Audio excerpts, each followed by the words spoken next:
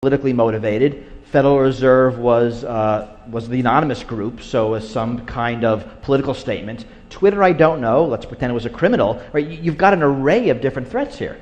So the paranoia is justified a little bit when we hear about the hackers, but let's turn to another subject, which is these Chinese intrusions, because we heard so much, coming out of Davos, we heard so many companies grumble, complain. In some ways, they were a little bit ashamed to admit that they have this problem, kind of a growing problem, that they're being hacked constantly.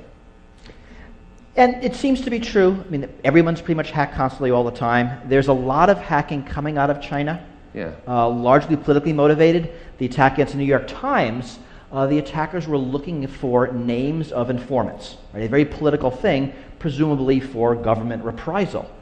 We don't know if the attacks were done by the government, if they were done by independent people working within China with nationalistic so we use ideals. the word China. We don't know. It sounds like it's the government. There's no way to prove that allegation. It actually is no way to prove it's China. One of the problems we have is you don't know where attacks are coming from. You can't trace an attack backwards. Often when we know from other channels. One of the things that's most chilling about that New York Times hack is that more than 50 computers were actually penetrated, and they stole all the passwords, which means that it's probably likely that some of those computers have a Trojan horse in them somewhere, or a back door that's been opened up where they can come back in any time. It's hard to tell. If you read the reports, and it turns out everyone gets hacked, but if you hack the New York Times, you end up with a 2,400-word newspaper article about it. So we know a lot about this. They say they caught it early. They let it go on for a couple of months to track exactly what was happening. They knew where all the back doors were, and they closed them. Were they perfect? We have no idea. They think they were, and they look like they did a good job. We don't know, but that certainly is a problem.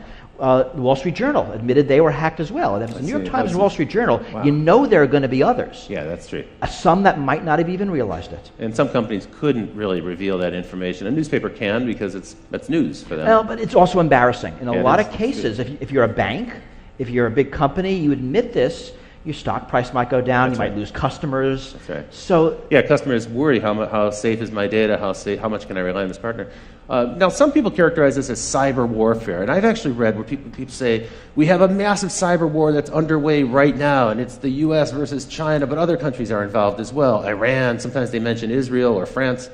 How serious do you think this cyber war concept is? I think a cyber war is largely rhetoric.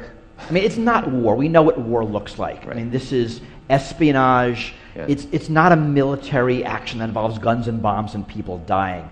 The cyber war rhetoric, I actually think, is largely put in place